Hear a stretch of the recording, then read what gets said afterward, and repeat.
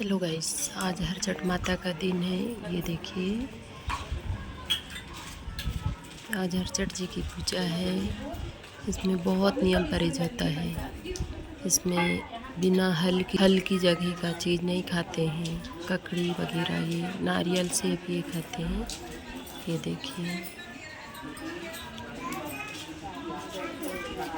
आज का दिन ऐसा होता है कि गाय का कोई भी इस्तेमाल नहीं होती है। भैंस का ही दूध है, सारी चीज़ आज उसी की लगती है।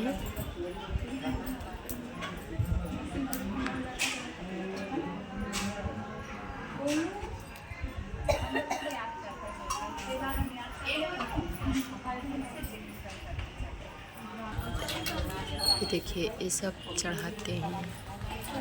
महुआ के पत्ते के दोने हैं, मटकी है। ये देखिए,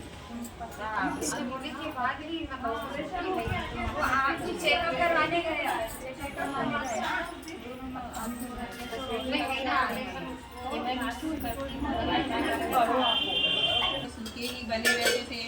इस वजह से राजा हमेशा चिंतित रहता था कि ऐसा कोई तो उपाय होगा कि जिसकी करने से पानी की समस्या का निदान हो जाएगा। एक दिन राजा अपने दरबार में पानी के विषय में मंत्री एवं सलाहकारों से चर्चा कर रहा था कि अचानक एक आकाशवाणी होती है, हे राजा, तुम अपने एकलौते पुत्र की बलि दोगे तब तुम्हारी इस समस्या का हल होगा, वरना तुम ऐसे ही पानी के लिए चिंतित रहोगे। इस आकाशवाणी को सुनकर कि यदि राजकुमार की बलि दे दी जाएगी तो राजा का वश ही खत्म हो जाएगा। रात में राजा विचार करता है कि यदि मैं अपने बेटे पोते जो अभी 2 माह का है की बलि दे दूँ तो कैसा रहेगा। इससे आकाशवाणी की बात भी पूरी हो जाएगी और मेरा वंश भी बच जाएगा, क्योंकि मेरे बेटे के जीवित रहने से भविष्य में और भी पोतों का जन्म हो सकता है। फिर तो राजा अपने मन में यह निश्चय करके सो जाता है। अगले दिन हलषष्ठी का व्रत होता है। राजा के बेटे की बहू हलषष्ठी का व्रत रखती है। इधर राजा सोचता है कि मैं बहू से उसके पुत्र को बलि के लिए कैसे मांगूं। कोई माँ अपने पुत्र को बलि के लिए कैसे दे सकती है, वो भी आज के दिन जबकि माताएं अपने पुत्र का पाकिस्तान के ये अध्याय दूसरा चालू हो गया है। एक लड़की थी जो विवाह के योग्य हो चुकी थी। बहू लक्ष्मी और ननद रमा दोनों सहेली जैसी थी। रमा की माँ भी अपनी बहू को बहुत प्यार करती थी।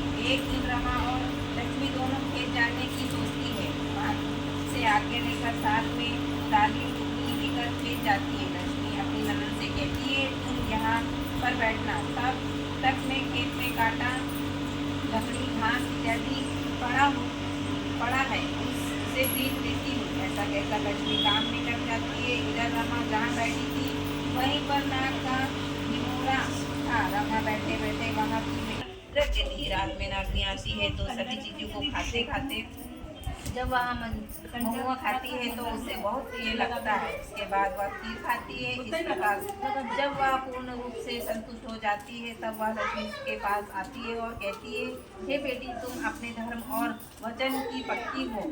मैं तुमसे बहुत प्रसन्न हूँ। तुम वरदान मांगो, जो मांगोगी मिलेगा। लक्ष्मी कहती है, हे माँ, यदि तुम सचमुच प्रसन्न हो और मुझे कुछ देना ही चाहती हो तो आप मेरी सभी संतानों को मुझे वापस दे दीजिए। नागनी तथास्तु कहकर अंत ध्यान हो जाती है। जब लक्ष्मी का ध्यान होता है तो अपने सामने अपने सभी बच्चों को देखकर बहुत खुश होती है। कुछ दिन बाद वह अपने बच्चों सहित अपने ससुराल आती है। बहू को बच्चों सहित देखकर सास को बहुत आश्चर्य होता है। लक्ष्मी अपनी सास को पूरी कहानी बताती है तो सास उससे माफ़ी मांगती है। फिर घर में फिर से खुशियाँ मनाई जाती है। इस प्रकार लक्ष्मी के घर में पूर्ण रूप से सुख शांति स्थापित होती है। बोलो हरछठ माता की जय। ये तीसरी कथा चालू होगी। कोटा नगरी में 2 भाई रहते थे। बड़े का नाम था काशीराम और छोटे का नाम था बंसीराम। बड़े की पत्नी का नाम काली और छोटे की पत्नी का नाम लाली।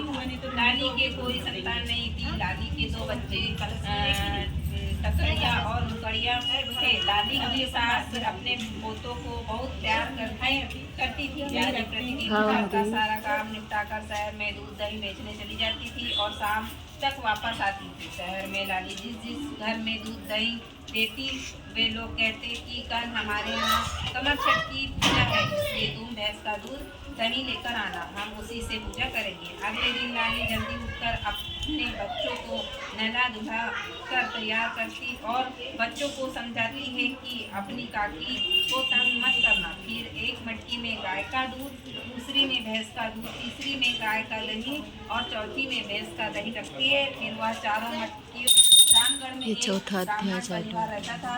ब्राह्मण का नाम रामलाल था। वह बहुत ही सरल स्वभाव का था, लेकिन उसकी ब्राह्मणी ललिता बहुत ही उग्र स्वभाव की थी। सभी तक उनकी कोई संतान नहीं थी। उनके बच्चे पैदा होते ही मर जाते थे। इस प्रकार उनकी 4 संतानों मर चुकी थी।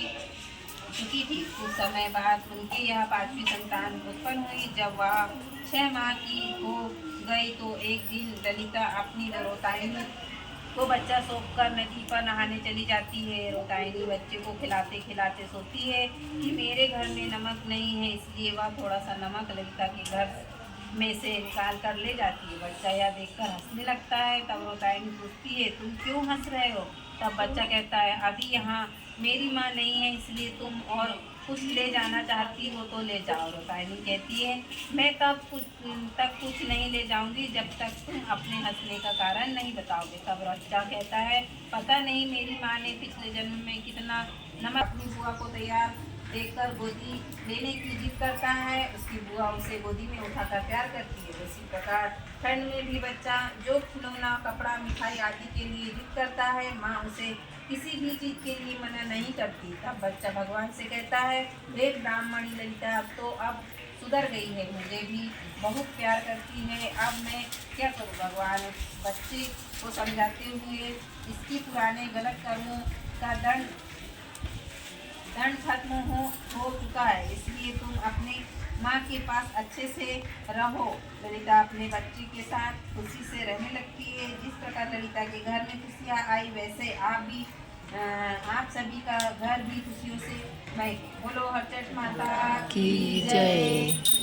पांचवा पांचवा अध्याय मोची नामक गांव चाहे में अभी एक ब्राह्मण 5 अध्याय उसकी रहता है पत्नी कहानी रहती थी। का। ब्राह्मण दीनानाथ बहुत ही सरल और सज्जन था, लेकिन उसकी पत्नी कामिनी कठोर और रूखे स्वभाव की थी। दीनानाथ अपनी पत्नी से स्वभाव के कारण विशेष परेशान नहीं था, लेकिन उसे एक बात हमेशा चुभती रहती थी कि उसके कोई संतान नहीं है। वास्तव में कामिनी ब्राह्मण होकर भी पूजा पाठ, व्रत, उपवास आदि नहीं करती थी। इसी तरह से कई साल बीत गए। दीनानाथ गांव के बच्चे को बहुत प्यार करता